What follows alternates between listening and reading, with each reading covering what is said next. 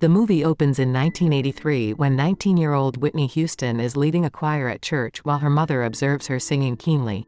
Her mother, Cissy, is a famous singer, and she gives her singing lessons at Whitney's request.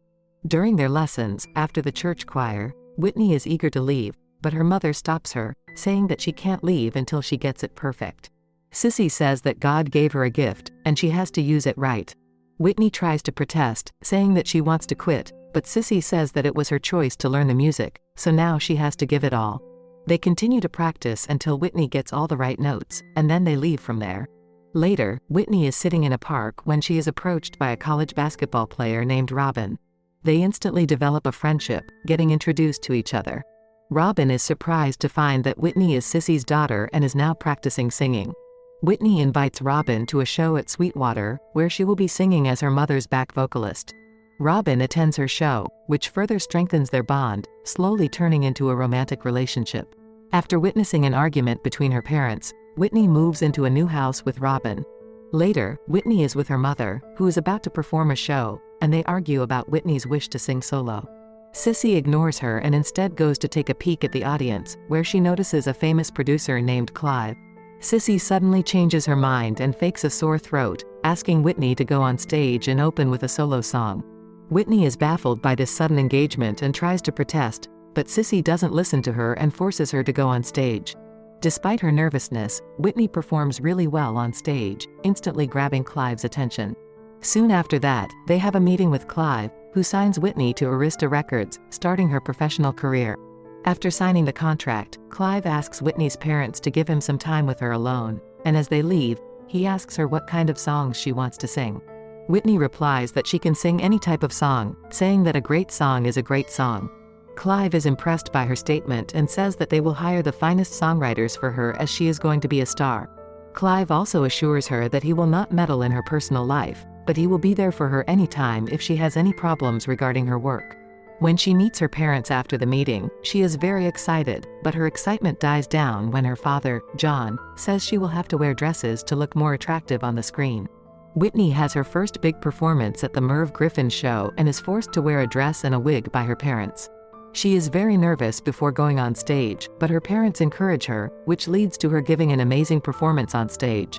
After that, she starts working on her first album with Clive, and they go through several songs, recording after Whitney selects the ones she likes.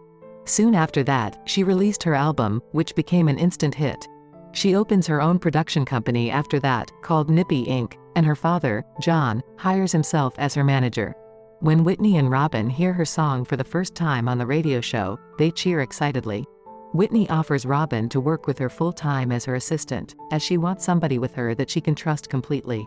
Robyn is hesitant, as she knows Whitney's parents don't like her and ask her to talk to them first. Knowing that Cissy won't be happy with her decision, Whitney goes to her father and catches him being close with his secretary, Barbara. Ignoring his actions, she talks to him about hiring Robyn as her creative secretary, but John says that it will not be good as the press is already talking. He then tells both of them to date boys and be seen in public with boys, which Robyn refuses to accept. John also knows that Robyn has no professional experience, and seeing her reaction to his suggestion, John refuses to let Whitney hire her as the creative assistant. After that, Whitney recorded her first duet with a singer named Jermaine, with whom she had amazing chemistry that led to them having a sexual relationship. When Robyn finds out about that, she goes berserk and gets into a heated argument with Whitney about how they love each other and should be together. Whitney says she loves Robyn and needs her but wants to end their relationship because she wants to have a proper family with a husband and kids. At Whitney's request, Robyn agrees to stay with her best friend and work alongside her. In 1987, Whitney releases her second album and, for the first time, recorded a video for her solo, I Wanna Dance With Somebody. When she releases her song, it becomes a crossover success. Whitney takes a trip to Italy with her brothers and Robyn, but after coming back from the trip, she attends a radio interview where the host accuses her of not being white enough. Whitney bravely defends herself, saying that she doesn't know the difference between black and white music and thinks music has no boundaries. She faces some other interviews where they talk about how she manages her production company, as she has to be the boss of her parents, but Whitney answers every question bravely. Her father, John, again tries to force her to fire Robyn, but she refuses, saying there's nothing going on between them and she needs her because Robyn is the only person she trusts. While attending the 1988 Soul Train Music Awards, Whitney is met with protesters on the red carpet, but Robyn quickly ushers her inside, telling her to pay them no mind. Her song is nominated for the Best Music Video, but when her name is called during the nominations, the audience boos her name. Whitney is shocked by this, but everyone comforts her, including the singer Bobbi Brown, whom she met for the first time there. Before leaving, she gives her number to Bobbi, and after she comes back and meets Clive, he tells her to slap back her haters by making new music. Whitney and Bobbi attend shows at the American Music Awards together, and there they for the first time openly show their relationship by kissing in front of everyone on the red carpet. Later, Robyn tries to say that Bobbi is not a good person, but Whitney says that she likes him and wants to be reckless. During a ride in a limousine with Bobbi, he proposes to her, leaving her shocked, but she accepts his proposal. She asks him if she can trust him, to which he says that she can trust him, and the only problem is that his ex-girlfriend Kim is pregnant. Whitney is enraged to hear this and gets out of the car in the middle of the road. Bobbi follows her, and they argue on the road as Whitney blames him for proposing to her while his ex-girlfriend is pregnant. She is left speechless when Bobbi confesses his love for her and says that she can be a normal person in front of him, and it is them against the world. Whitney accepts his apology, and they reconcile. Later, they tell Robyn about their engagement, and she tells them that Whitney is called to sing the national anthem at the Super Bowl. In the early 1990s, Whitney is at her peak as she performs the anthem, The Star-Spangled Banner, at Super Bowl 25. She makes some changes in the tone, chooses to wear a sports uniform, and gives a super successful performance.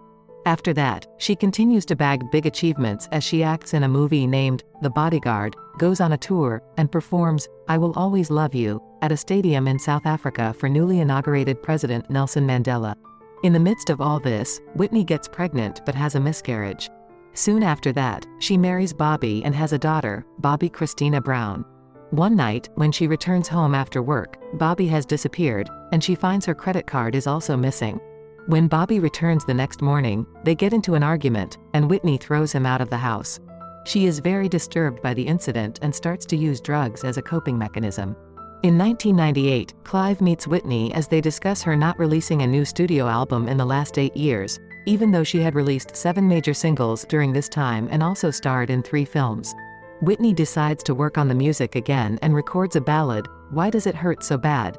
Inspired by her heartbreaking relationship journey with Bobbi, even though she had rejected the song several times before. Tired of her overbearing father, she later confronts him about spending too much of her money on expensive gifts, which almost left her broke. She discovers that John has been negotiating a new $100 million contract with Arist without her knowing anything about it. Whitney is dealing with insomnia, and when she can't sleep, she goes to Clive's hotel room and asks him to show her potential songs. After he shows her some songs, she finally finds one she likes and releases a new studio album after recording the song. She informs Clive that she is going on tour to stabilize her finances. Clive warns her about overworking herself, but she dismisses his concerns. She goes on the tour, but it is very exhausting for her, and it leads to her mental and physical decline. Following her mental health issues after the tour, she descends into drug addiction, which damages her voice as well as her reputation. Seeing her condition, Clive tries to convince her to enter a rehab center, enter NTRE, but she refuses to go there. Near the tour's end, Robyn tries to get Whitney to end the tour earlier and return home, which leads to him getting into an argument with Bobbi. Ignoring Robyn's suggestions, Whitney decides to continue the tour, which leads to Robyn leaving her life. Before leaving, Robyn informs her that her father is dying in a hospital. Whitney is confronted with a $100 million lawsuit against her father's company. She cuts all ties with her father and refuses to attend his funeral when he dies after being admitted to the hospital for a while. Sometime later, Cissy finds Whitney in a drug-induced haze and sends her to a rehab center by police order. Whitney finally starts to recover, and after completely sobering up, she goes back to her daughter Bobbi and also divorces Bobbi Brown. In the year 2009, Whitney attempts a comeback with a new album and performs one of its tracks on The Oprah Winfrey Show. After her performance, she gets a visit from Clive and tells him that she wants to go back on the tour, but Clive instead advises her to rest. She ignores his suggestions and goes on the tour nonetheless, but to her disappointment, the tour proves to be a disaster and prompts walkouts due to her performance. In February 2012, Whitney arrived at the Beverly Hilton in Los Angeles to perform her first hit song, Home, at a pre-Grammy party. Her bassist, Rickey, advises her to call it off and rest, but she refuses to follow his suggestion. At the hotel's bar, she talks with the bartender as they reminisce about her past. When she goes back to her hotel room, she is very devastated, and with tears in her eyes, she starts running a bath with a bag of drugs brought earlier that day from the dealer. Whitney sings her song, Home, to herself while she thinks about her life and her successful career. There, she suddenly loses her life without any apparent cause. In a flashback to the 1994 American Music Awards, Whitney sings a medley of I Love You, Porgy, and I Am Telling You I Am Not Going, and I Have Nothing.